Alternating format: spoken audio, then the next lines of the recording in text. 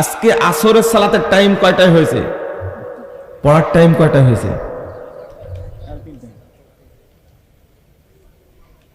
3:30টায়। আপনারা পড়েছেন 4টায়, 5টায়, 4:30টায় পড়েছেন, কিন্তু আল্লাহর টাইম হয়েছে কয়টায়? আপনারা তো নিজের টাইমে পড়েন, তাই না? কবুল হোক চাই না হোক ওটা চিন্তা ভাবনা নাই, আপনার মতো আপনি পড়েন। কি সুন্দর সুযোগ! 12টা 18তে ওয়াক্ত হচ্ছে জহর, আর লাট সাহেব ছুটি দিল কয়টায়? 1টায়। 1টা থেকে 2টা পর্যন্ত লাঞ্চ করবে। এইটা হলো আপনাদের গরজে নামাজ পড়া, এটা আল্লাহর দিনের উপর থেকে নামাজ পড়া না। তো মনে করেন 3:30-এ আসরের কি হয়েছে? ওয়াক্ত হয়েছে। ভালো করে শুনেন, আবার কান দিয়ে শুনেন। কিন্তু আপনার জহরটা পড়া হয়নি, এখন 3:30 বেজে গেছে। বুঝেছেন কথা? জহরটা আপনার পড়া হয়নি, এখন 3:30 বেজে গেছে। আপনি নিয়মিত মুসল্লি, সালাত পড়েন, আপনি ইচ্ছা করে আপনি সালাতটা পড়া হয়নি জহর, এখন আসরের টাইম হয়ে গেছে। এখন কি করবেন আপনি?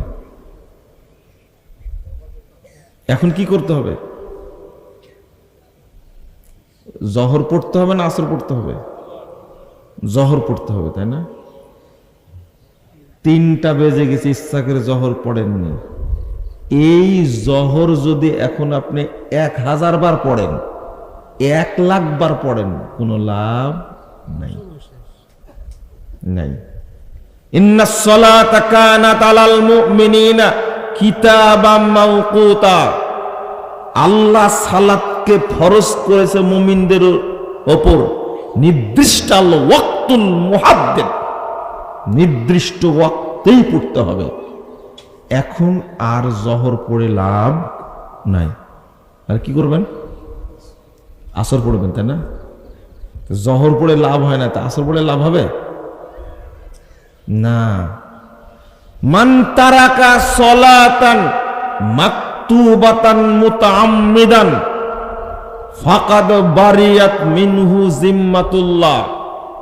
আল্লাহ রাসূল বলছেন, যে ব্যক্তি ইচ্ছা করে একটা ওয়াক্তের সালাত ছেড়ে দিল, টাইম পার হয়ে গেল, এই ব্যক্তি ইসলাম থেকে খারিজ হয়ে গেল।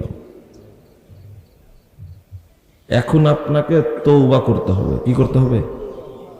তারপরে কি পড়তে হবে? আসর পড়তে হবে, আর জহর নাই। এখন কাফের হয়ে গেছেন যে আর জহর কি? আপনি যদি অসুস্থ থাকতেন কোনো আপত্তি ছিল না, অসুস্থ থাকলে 1 ওয়াক্ত কেন, আর 5 ওয়াক্তই পড়েন আপনি, ওয়াক্তের পরে কোনো সমস্যা নাই। 661 নম্বর হাদিস নাসাইর মধ্যে এসেছে, রাসূল সাল্লাল্লাহু আলাইহি ওয়াসাল্লাম খাইবারের যুদ্ধের দিনে তিনি 4 ওয়াক্ত সালাত পড়েছেন ইশার পরে, জহর, আসর, মাগরিব, ইশা, 4 ওয়াক্ত পড়েছেন। আপনি পড়েন 1 ওয়াক্ত না, 4 ওয়াক্ত পড়েন, কিন্তু ইচ্ছা করে আপনি টাইম পার করে দিবেন, তাহলে ইসলাম থেকে কি হয়ে যাবেন? খারিজ। মাসালা যদি সালাতের এইটা হয়, বেনামাজিকে গুনেন কেন আপনারা?